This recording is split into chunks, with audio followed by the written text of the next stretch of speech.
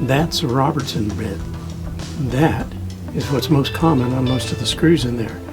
But every once in a while, you'll find a standard Phillips. Neat thing about this screwdriver is it's got an end cap that I can hold all sorts of extra bits with.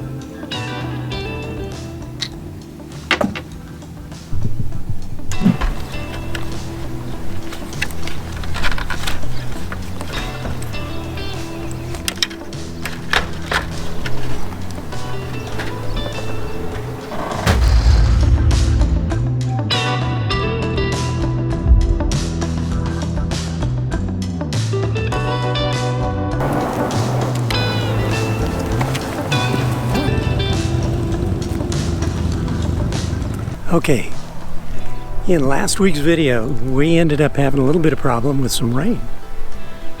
Trying to get the AC taken care of on the front of the RV. There was a break. We were able to go ahead and get our motor in and get it up on the roof and put it together. Piece of cake. Worked out just wonderful. Well, we're trying to get the vent fan done. And Arizona's being Arizona. Right now, we have been for the last 2.5 days putting up with more torrential rains, and the temperatures just dropped. Yeah, we're in my puffy.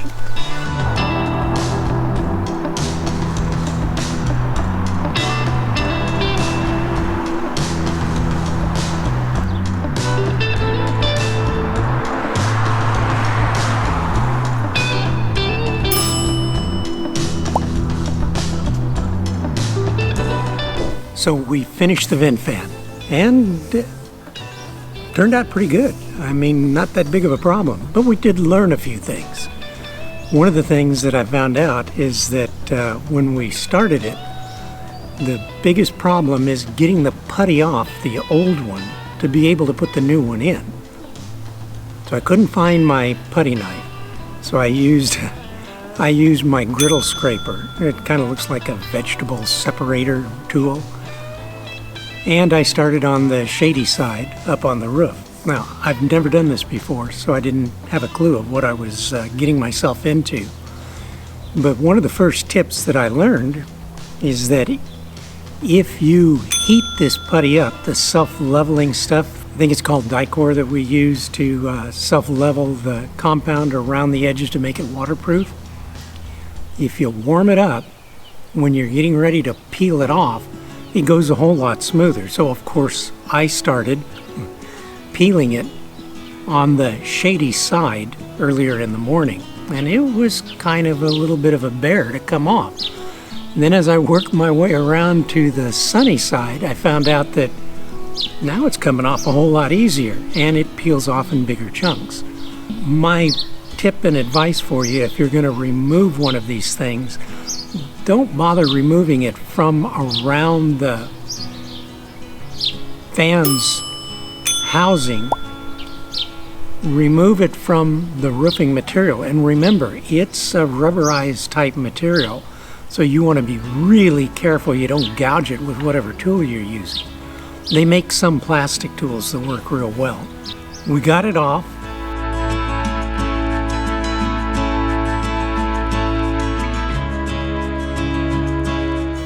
Fairly carefully. It took a while. I somehow remember being a lot more flexible than what I think I am now. By that I mean after a couple hours up there on the roof doing that work and sitting in odd positions, I found myself to be a little bit sore today, the next day. All a part of life, huh? Well, older life. So we get the putty off. Was able to scrape everything clear, left the majority of it on the fan's housing, the flip-up lid part. And the only other thing we did is we used the edges of the tool to scrape around all of the screws so that I could just back them out, and that was it. Now the kit came with new screws, but I was able to use all the old ones. And it's an exact replacement, so it was no big deal.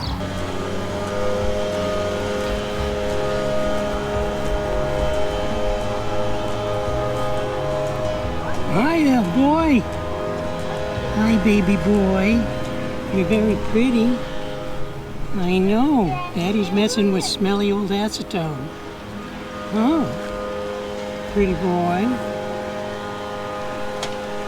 Got a big hole in the roof. It's hard to hear you with them running them damn blowers. The great thing about it, it was only 38 bucks for the kit. That included the flip-up lid and the all the fittings to go with it, as well as the fan and the motor. Amazing, not bad at all. It's just labor-intensive to do the rest of it, pulling all that putty off. Once I had gotten everything ready and used acetone to clean off all of the putty and stuff, went from there to take the strips of sealant material that they give you with the kit and put that on the bottom of the lip over all of the screw holes and make sure that there were no gaps, and then fit it back into place, making sure the hinges were in the right position. Got it down into position, and then I put the first 4 screws in, doing the star pattern as I put it in. And then I did the center in between each screws, and then just worked my way out all the rest of the way around. Once I had them snug down, but not overly snug, I took the self-leveling compound that we had and squirted it over each screw head and then around the lip of where that flange came down onto the roof material. Once I had all that done, I had made sure that I'd gotten the wires tucked away nice and neatly. Finished filling in all the areas with the self-leveling compound, and then got my tools back off the roof, and that was it. No problem at all. Came back down, got underneath on the inside, cleaned up all the wires, clipped away all the excess, took my wire connectors, the butt connectors, put them on, reconnected everything the way it was before, tested it out, and it's a 12-volt system. It worked perfect. Put the cover from underneath back on and found out that it's just a little bit off, but screws went right in and we had no problems at all. So now we've got everything working again. Like I said, not a big project other than dealing with that sealant, that lap sealant. If you don't mind doing it, it's a whole lot cheaper than hiring somebody to get into it.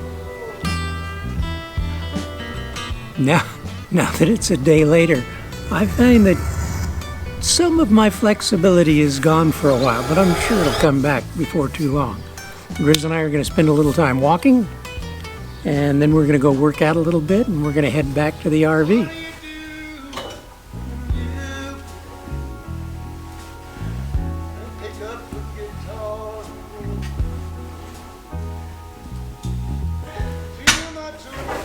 You guys like my spotter? He does a wonderful job. And maybe tonight I'll see if I can get some star trail pictures here at the park. It's pretty bright in the Phoenix area, but if I point at the southern sky, I might have some luck. Thank you guys for watching. Really appreciate it. Great talk, by the way.